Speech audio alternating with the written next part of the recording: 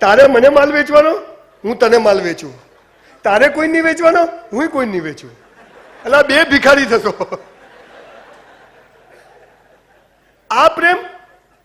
મારા લગ્ન થઈ ગયા, હવે પ્રેમ નહીં કરવાનો, એક્સપાયરી ડેટ, જાઓ ઘેર. બાળકોને બાલ મંદિરથી પ્રેમનો અર્થ સમજાવવાની જરૂર કે બેટા ધીસ ઇઝ લવ. પ્રેમ એટલે શું? આ મારો પ્રેમ છે કે હું અહીંયા આવું છું. પ્રેમ એટલે મારે કશું જોઈતું નથી, પણ એવું તો કીધું ચાલે. ટેક એન્ડ ગીવ, આપવું તો મળવું જોઈએ. તે બંધ કર્યું તો હું બંધ કરું, તું બેવકૂફ ને હું બેવકૂફ, બદલો લે. આખો વિષય બાલ મંદિરથી 12મા ધોરણ સુધી ભણાવવાની જરૂર છે, જો યુવા પેઢીને બચાવી. તમે કોઈ ફોરેનની પિક્ચરમાં જોયું હીરો હિરોઈન ઝાડ આજુબાજુ ગીતો ગાતા હોય? કહો ના પ્યાર, કોઈ ગાય આવે? કુછ કુછ હોતા છે, શું થાય સમજ જ નથી પડતી, શેનું થાય છે. આપણો જેમ મા બાપ નક્કી છે, ભાઈ બહેન નક્કી છે, એમ જીવન સાથી પણ નક્કી છે. એ લવ મેરેજ કે અરેન્જ મેરેજ તમને મળી જશે અને પછી એને એટલો પ્રેમ કરવાનો કે બીજા કોઈ પ્રેમની જરૂર ના પડે. આ પ્રેમની વાત છે. આ ઈશ્વરે એના હાથમાં રાખ્યું. સંબંધો સાચા હોય તો સાચવવા નથી પડતા, અને જે સાચવવા પડે એ કદી સાચા નથી હોતા. તમે જેને સૌથી વધુ પ્રેમ કરશો એ તમને સૌથી વધુ દુઃખી કરવાની તાકાત ધરાવે છે. મેં ફિલ્મ બનાવી છે વિટામિન સી, એની ટેગલાઇન છે કે love is always coming with the expiry date. પ્રેમ હંમેશા એક્સપાયરી ડેટ સાથે જ આવે છે, શાશ્વત હોતો જ નથી. ડફોડ બનાવવાની વાત છે, બહુ ગહન વિષય છે. પણ આજકાલની પેઢીને આ સમજાવવાની જરૂર છે કે ઈશ્વરે ગીતામાં, કુરાનમાં ખુદાએ લખ્યું છે કે તારો જીવન સાથી નક્કી છે. કેરિયર બનાવો, બોડી બનાવો, ચોપડીઓ વાંચ, દેશ માટે પહેલા પોતાના માટે કર, પછી દેશ માટે કર. ખબર જ નથી.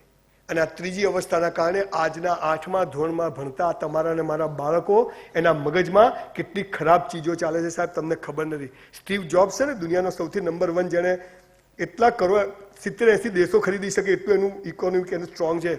એ માણસના ઘરે એનો મિત્ર ગયો ને, તેણે પૂછ્યું કે તારા છોકરા કયો ફોન વાપરે છે? ત્યારે એને કહ્યું પેલો સ્વિચ વાળો સાદો નોકિયાનો ધોકો. સ્ટીવ જોબ્સના છોકરાઓ. ત્યારે પેલા પૂછ્યું કે કેમ આ છોકરાઓ આ ફોન વાપરે છે? એને કીધું કે આ મેં રાક્ષસ શોધ્યો છે પૈસા કમાવા માટે, મારી ઓલાદને બગાડવા માટે મેં નથી શોધ્યો. આ એની બાયોગ્રાફીમાં લખ્યું છે સ્ટીવ જોબ્સની. સ્ટીવ જોબ્સે એમ કીધું કે એક બાળકને બરબાદ કરવું હોય ને તો એને ઇન્ટરનેટ વાળો મોબાઈલ આપી દો, પતી જશે. અને આ દેશમાં બરબાદ કરવા માટે આ ધોળિયાઓ બધું ઘુસાડી છે. આપણે બાબાને હમણાં જ લઈ આપ્યો 63,000 તારી પથારી ફરી જવાની બેટા, તું યાદ રાખ. આ બાળક આ ફોન દ્વારા દુનિયામાં શું શું જોવે છે અને કોના કોને કનેક્શનમાં છે ને તમને ખબર જ નથી સાહેબ. જે મા બાપ બાળકોને લાવી આપો, લાખ રૂપિયાની વસ્તુ લાવી આપો, પણ એને ઉપયોગ કરતા શીખવાડો. આ બહુ ગંભીર મામલો છે અત્યારે સમાજમાં, અને એના દ્વારા પ્રેમની વ્યાખ્યાઓ એકદમ બગડી ગઈ. અને બાળકને ખબર નથી કે આ છોકરી જોડે પ્રેમ કરું, ભલે ભણવાનું બગડે, બોડી બગડે, 2 વાગ્યા સુધી મેસેજ કરું, પણ પરણું તો તને જ પરણું. અને પછી થાય નહીં, દારૂ પીવું. એક ગાડાની ગાડી જતી હતી, તેમાં એક ગાડો વાળ ખેંચન, કપડાં ફરે કે શું થયું? કે આ એક છોકરીને પ્રેમ કરતો તો એને મળી નહીં એટલે ગાડો થઈ ગયો. કે આવો ગાડો? કે હા. થોડી વાર થઈને પાછળ બીજી ગાડી આવી, એમાં બી એક ગાડો ગાળો બોલે, કપડાં ફાડે, લોહી કરે. કે શું થયું? કે પેલી ના પાડી હતી ને આની જોડ પરણી. જય શ્રી કૃષ્ણ. જ્યાં પ્રયત્ન છે ને ત્યાં તકલીફ છે, જ્યાં નિષેધ છે ને ત્યાં નિમંત્રણ છે. આ દુનિયામાં દરેક નર્કની દુકાન ઉપર સ્વર્ગની તકતીઓ મારેલી છે. અહીંયા મિત્ર દુશ્મન બનાવવાની શરૂઆત મિત્ર બનાવવાથી થાય છે, અને અહીંયા ગળું દબાવવાની શરૂઆત પગ દબાવવાથી થાય છે. સો બી કેરફુલ. તમને ખબર જ નથી કે તમે કઈ દુનિયામાં જન્મ્યા છો. એટલે આ ત્રીજી અવસ્થા ઈશ્વરે એના હાથમાં રાખી છે, આપણા હાથમાં નથી. અમારી કોલેજમાંથી એકવાર પ્રવાસ જતા હતા, તે કોલેજના ગેટ આગળ બસ ઉભી રહી, બધા બસમાં ચડી ગયા. મને કહે સંજ્યા ચાલ. હું બસમાં ચડવા ગયો. હું જેવો બસમાં ચડવા ગયો અને એક છોકરી, એકદમ રૂપાળી સરસ છોકરી હતી, આમ ચડવા ગઈ અને મારો હાથ એને આમ ઘસાયો. મજા આવી. પેલી છોકરી કે દેખતો નથી, માપમાં રહેજે. હવે આમાં શું માપ? હવે અડી ગયો તો અડી ગયો, ભાઈ શું થઈ ગયું? બધા બસમાં બેઠા, ભાઈઓ આ બાજુ, બાઈઓ. ભારત મારો દેશ છે, બધા ભારતીયો જોડે બેસો તો કરંટ આવે. એટલે બસમાં બેઠા, મેં જોક્સ સાઈડ ચાલુ કર્યું, પણ મારું ધ્યાન રહી રહીને પેલી છોકરી સામે જાય. મારું ધ્યાન ત્યાં જાય એટલે પેલી કે, તમે જોજો તમારો એક દાંત પડી જાય ને તો જીભ ત્યાં જ જશે. હાલું મારું ધ્યાન ત્યાં જ જાય રહી. એક વાર ચેક થઈ ગયો દાંત ગયો તો આ થોડી વાત થાય ને. આખા દિવસની વાત નથી કરતો, આખો દિવસ ગયો, તારંગા જઈને પાછા આવ્યા, પાલનપુર આવ્યું. પાલનપુરનો એમ મૂળ પાલનપુરનો. બસમાંથી બધા ઉતરે, પેલી છોકરી બધું ઊભી રહે. મને કે શું છે? હું ગભરાયો. એટલે મેં તું હસતી નથી, તાર છે શું? ચાલો ગુગલી કે બાઉન્સર છગ્ગો જ આવે. અરે મેં તું હસતી નથી, તું તો જેની જોડે લગ્ન કરશે એનું તો જીવન ધન્ય થઈ જશે. તું તારી ચિંતા કર, મારી ના કર. અરે હું જા તેલ લેવા. હું આવ્યો ઘરે. હું ઘરે આવ્યો, મારા બાપુજી બહાર જ બેઠેલા. ક્યાં ગયો તો? પ્રવાસ. જ્યાં ત્યાં હેડો જાય બધું મફત લઈ ગયા હતા. તારી સગાઈ કરી નાખી. સલમાન ખાન કી સગાઈ બતાયા भी नहीं. હુઈયા છાનો માનો. હું પાછો ઘરમાં એવું કહેતો કે જોડિયા તો ઉપર સે બન કે આતી હૈ, બધી ફિલોસોફી મારતો. દ્રાક્ષ ખાટી છે, બરોબર ને? અલા બાપુ ઊંઘ આવે? આખી રાત મને તો પદ્મિની કોલ્હાપુરી ને રતિ અગ્નિહોત્રી બધી હિરોઈનો સપનામાં આવે. સવારે ઉઠ્યો, મારા બાપુજી મારા ભાભીને કીધું છોકરી જોવા તો લઈ જાઓ. તો મને તો એક જણના ઘરે લઈ ગયા. બંગલો અને બાર ફિયાટ ગાડી. હું તો સાયકલ લઈને ગયેલો, ટ્રીન કરતો. ઘરમાં ગયા તો ટેલિફોન. આપણે તો ઠંઠન ગોપાલ બાપુ કોઈ મળે નહીં. હું તો જઈને આમ બેઠો. આમ પેલા વરરાજા છોકરી જોવા જાય કેવા ડાયા થઈને બેસે આમ, અને અહીંયા તો આમ થક થક થક થક. હું સલવા ડામચીઓ બહાર આવી જશે આજે સાહેબ, દબાઈ નાખો એને બરાબર. સામેથી દરવાજો ખુલ્યો, આમ ટાડા કરતો. પેલા ગુજરાતી પિક્ચરમાં ખુલે ને. પેલી તારંગા વાળી છોકરી પાણી લઈને આવી. ભાઈ મેં કીધું ભાઈ ભાઈ આ ક્યાંથી આવીએ? મને કે પાણી પીઓ. એટલે ઉતરે બાપુ, પાણી ક્યાંથી ઉતરે? મેં કીધું આને કઈ કેવું નથી ને કે બામણનું ઘર બગાડશે આ છોકરી.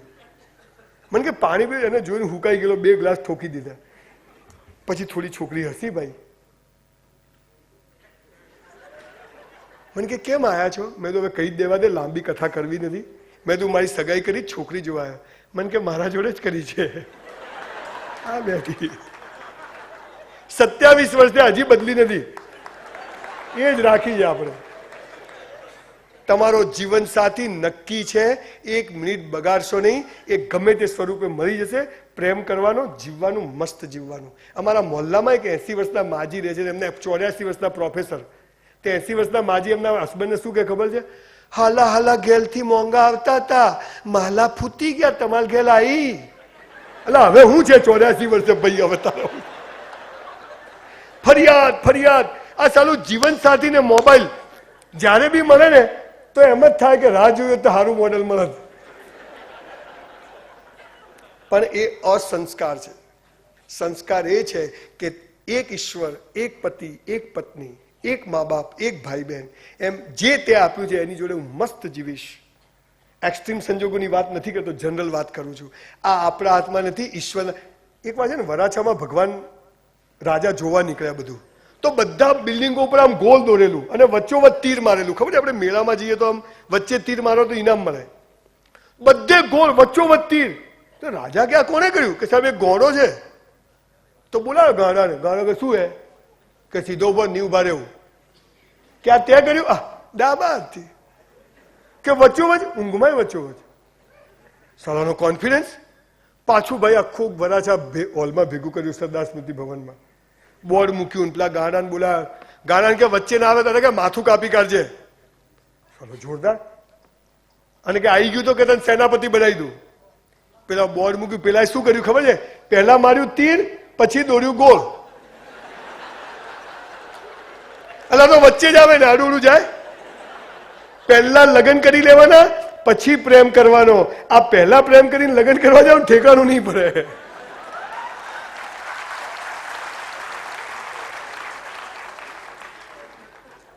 જે થાય તે સારા માટે. ઈશ્વરે આ અવસ્થા એના પાસે રાખી છે. સો નેવર રિગ્રેટ ફોર એનીથિંગ. તમારું થઈ જશે, કોઈનું બાકી નહીં રહે. વાજપેયીએ ના કર્યા, એપીજે અબ્દુલ કલામે ના કર્યા, મધર ટેરેસાએ ના કર્યા, કોઈ ફરક પડ્યો? તમે નહીં કરો તો શું ફરક પડશે, મહાન પુરુષ થઈ જશો.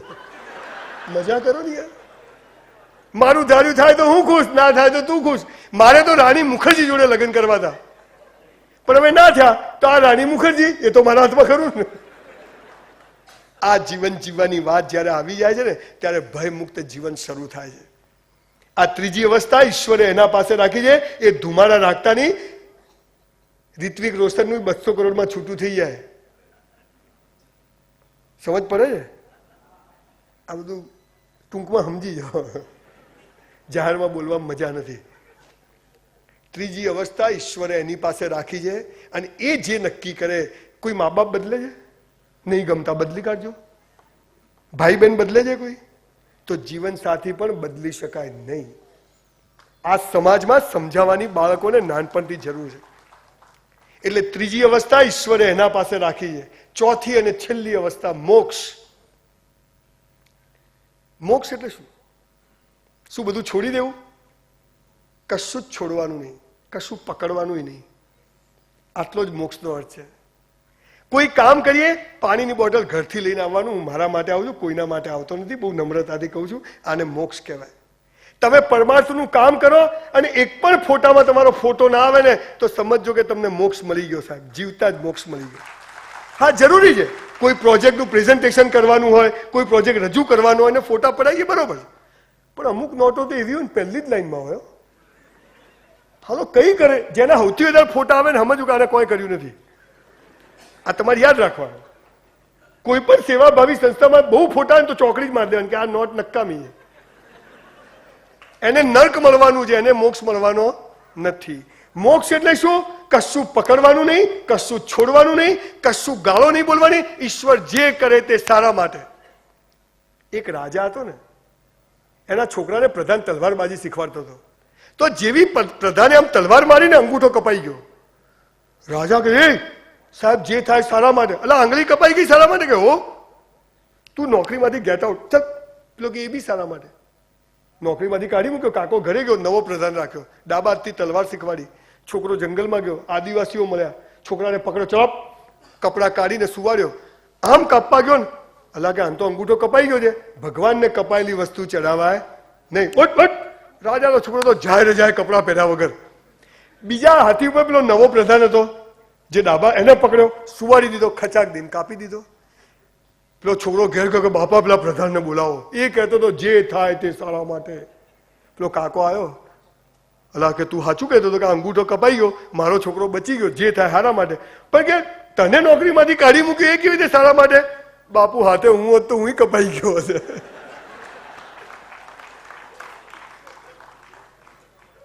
પહેલું ને છેલ્લું આપણા હાથમાં છે, બીજું ને ત્રીજું ઈશ્વરના હાથમાં છે. ત્યારે ભગવાન મને હમણાં જ, હું અહીંયા જયારે બ્રિજ પર ઉતર્યો ત્યારે ત્યાં ખૂણામાં જ ઉભા હતા પેટ્રોલ પંપ પાસે. મને કે ક્યાં જાય? મેં કીધું સરદાર સ્મૃતિ ભવનમાં જાઉં. મને કે એક શાયરી કો બધાને કહી દેજે. તું કરતા वो है जो तू चाहता है, फिर होता वो है जो मैं चाहता हूं. तू करने लग वो जो मैं चाहता हूं, फिर देख होगा वो जो तू चाहता है. આ એનો જાદુ. हो गई है पीर पर्वत सी पिघलनी चाहिए, इस हिमालय से अब कोई गंगा निकलनी चाहिए. मेरा मकसद हंगामा खड़ा करना नहीं है, ये सूरत बदलनी चाहिए, ये सूरत बदलनी चाहिए. આપ સૌનો ખૂબ ખૂબ આભાર. તમે મને શાંતિથી સાંભળ્યો. Thank you, thank you.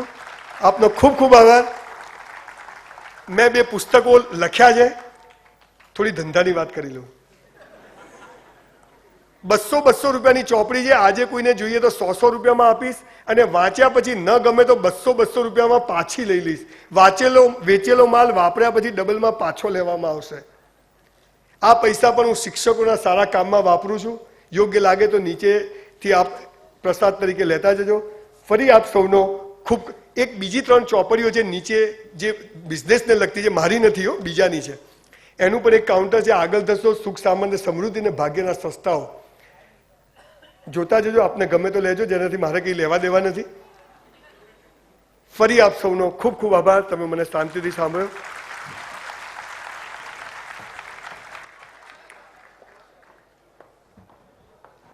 ખૂબ ખૂબ આભાર. થોડી વાર માટે આપણે હોલ ખાલી કરશું નહીં. આપણે રાષ્ટ્રીયની ભાવનાને જાળવી રાષ્ટ્રગીત ગાઈને છૂટા પડીશું. થોડી વાર માટે મહેરબાની છે, થોડાક સૂચનો છે. આપણે થોડી વાર માટે આપણી જગ્યા પર બેસીશું, હોલ ખાલી કરીશું નહીં. થોડી વાર માટે એક ખાલી આત્મા શું છે એ અજમર આત્માની વાત કરી અને આપણે છૂટા પડીશું. એ પહેલા એક વાત કરવી છે કે તમને એક કાર્ડ આપવામાં આવ્યું છે.